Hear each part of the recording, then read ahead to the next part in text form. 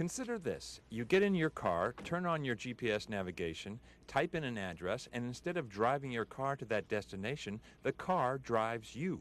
Sound a little crazy? Well, don't tell that to these guys. They're here in the Mojave Desert competing in a race of sorts to prove a self-driving car, not a remote-controlled car, a self-driving car is anything but crazy.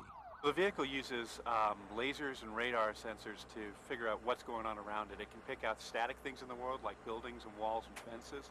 It can track moving vehicles and understand where they're going and make guesses as to their intent.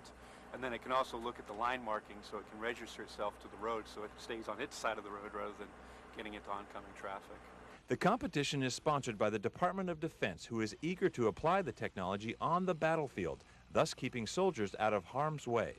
We believe that if we can have this technology out in the field, that we're going to save lives. By, for example, getting people out of driving convoys by themselves and having the convoys drive themselves. And there's a lot of brainpower at work here, competing to be the first and best at autonomous driving. Students and faculty from universities like Stanford, MIT, and Carnegie Mellon, and researchers and engineers from corporations like Continental, Caterpillar, and General Motors are involved as well, because they see this race as a way to advance the ball on getting these technologies into vehicles.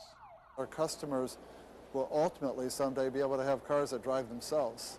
They'll benefit because these cars won't crash into each other. They'll benefit because it'll reduce traffic congestion. It'll reduce stops and starts so it saves energy and reduces emissions. So how long till this technology is available? Do you have cruise control? Then you already have some robotic driving technology, and others like lane departure warning and blind zone alert are active safety technologies that will be available in many vehicles soon. I'm Chris Hansen.